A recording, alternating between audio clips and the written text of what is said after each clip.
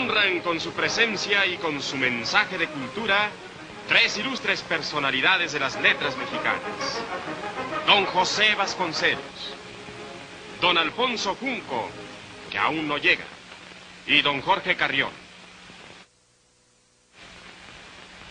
Yo soy bastante viejo para recordar, como recuerdo, la época de las compañías. Llega en este momento don Alfonso Junco. Las compañías tuvieron siempre métodos gasteriles. Se valieron del atropello, del fraude, para hacerse de los terrenos. Abusaron en toda línea, pero fueron eficaces. Construyeron carreteras, unas carreteras por las cuales no podía pasar un mexicano sin pedirles permiso. 3 meses antes de la expropiación, la prensa mexicana estaba llena de loas a la administración británica y a la nueva bonanza que se había descubierto en Poza Rica.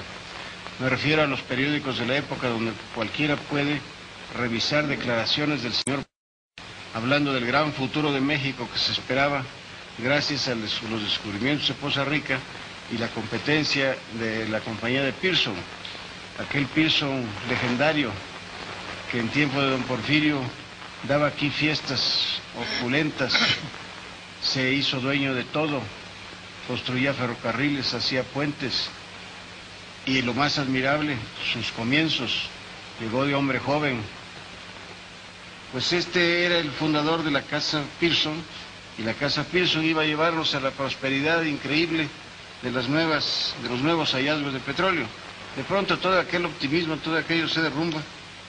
Vienen pleitos con las compañías, que siempre había motivo para pelear con ellas, porque siempre abusaron, siempre cohecharon a las autoridades, se sacaban el petróleo por tuberías que iban a dar al mar, de manera que la descarga se hacía sin intervención del vista o del encargado, que estaba en su oficina en la aduana recibiendo tal vez sueldo de las compañías, como claro que desde luego con excepciones, pero en general ese era el procedimiento, pagaba muy mal. Sin embargo, se iba a acabar aquella época que por lo menos tuvo esta ventaja, y he dicho que no dejó al país nada firme, ni siquiera una escuela, ni siquiera un buen puerto en Tampico. Tenían que cargar en alta mar, porque no gastaban ¿cómo se dice? En escarbar la bahía para hacerla fondeable de los barcos grandes. Se llevaban todo, pero algo dejaban. Fueron constructivos en ciertos aspectos. Yo recuerdo que aquella época era la época del obregonismo. Todos traíamos en el bolsillo, como resultado de nuestras pagas, de nuestros sueldos, rollos, si se puede llamar así, de monedas de oro. La moneda estaba firme, valía el 2 por 1. Todo lo que se pudo hacer en educación, por ejemplo, en la época de Obregón, se debió a una ley en que aumentaba los derechos de exportación, no sé si en 25 o en 50 centavos. Fue una época de prosperidad en el país.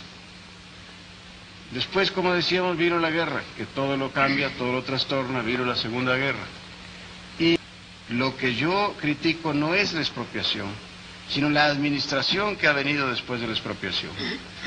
La absoluta incompetencia con que se han manejado esos intereses, con sentido político y no con sentido práctico, con sentido de hombres de negocios. Y yo quisiera que algún economista me explicara la coincidencia rara que existe entre las periódicas devaluaciones y las periódicas alzas del valor del petróleo, las periódicas crisis que sufre esa empresa, que está manejada por políticos y no por hombres de negocios, por hombres de Estado. De manera que insisto en que esto necesita estar reclamando una transformación de la administración, un cambio de personal. No es que el personal sea malo, en el personal de petróleos hay gente muy buena, hay toda una pléyade de ingenieros químicos, a muchos de los cuales conozco personalmente, porque proceden de la escuela de química que yo fundé, y desde la cual los mandábamos por su competencia a estudiar a los Estados Unidos. Allí Roberto Medellín, el director de esa escuela, y después subsecretario de Educación, que es uno de los hombres a quien más debe el país en materia de progreso, fundó la Facultad de Petróleos, y para fundar la Facultad de Petróleos mandamos becados al extranjero que vinieron perfectamente bien preparados. Y hoy en día los mejores técnicos de petróleos proceden de esa escuela. Pues bien, yo he hablado con ellos. En la mesa del banquete alguna vez que como periodista me ha tocado estar entre ellos en estas fastuosas inauguraciones de Salamanca, luego de Coatzacoalcos. Se quejan porque los competentes, los que valen, tienen sueldos de 3,000 y de 5,000 pesos a cambio de vivir en lugares de vida cara y de vida insalubre. En cambio, por arriba los negociantes se hacen millonarios. Con solo que la compañía eliminase a los políticos y pusiese en su lugar a los hombres competentes con que cuenta, se transformaría y no tendría que andarnos subiendo el precio a cada rato, ni llorando porque que vende barato y no quiere confesar que está quebrado. Esta es mi opinión para empezar. ¿Quiere usted? A mí me parece que uno de los actos verdaderamente heroicos de nuestra patria, e incluso de alguno de nuestros gobiernos, fue el de la expropiación. Heroico en la medida civil. Quizá no se levantarán estatuas con sables, ni ecuestres, ni nada de eso.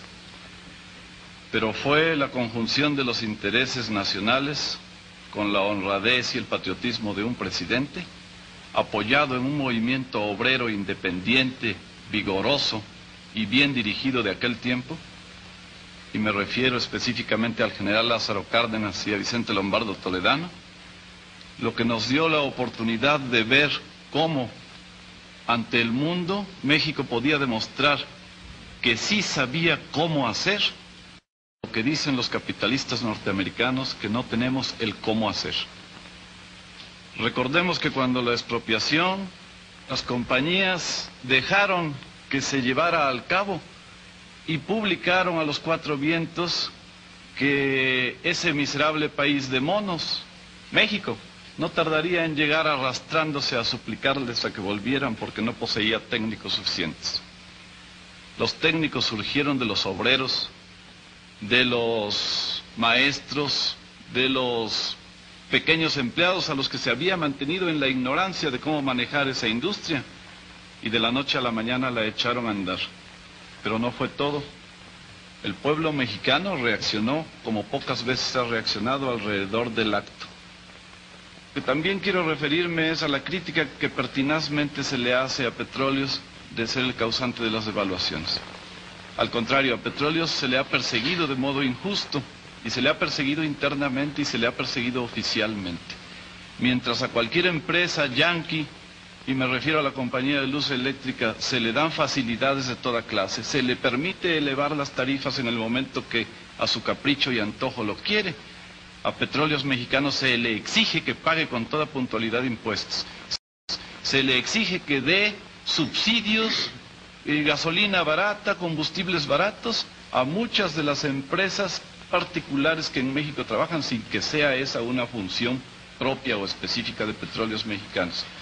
En fin, se la agrava con miles de persecuciones que no solo vienen del sector capitalista que en México desea la intervención del extranjero, sino que provienen concretamente de algunos círculos oficiales desdichadamente coaligados con esos intereses capitalistas de los extranjeros.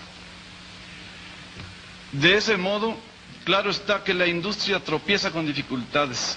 Sin embargo, ha fabricado también carreteras, y ahora carreteras transversales, es decir, carreteras hacia adentro de nuestro país. Carreteras mexicanas. Claro. No nada más ha fabricado oleoductos que van a dar al mar, ha fabricado oleoductos que van a dar a Monterrey y que más allá de Monterrey llegan a Saltillo. Ha fabricado gasoductos que incluso venden los excedentes a Estados Unidos y que derraman una gran riqueza en el noroeste de nuestro país.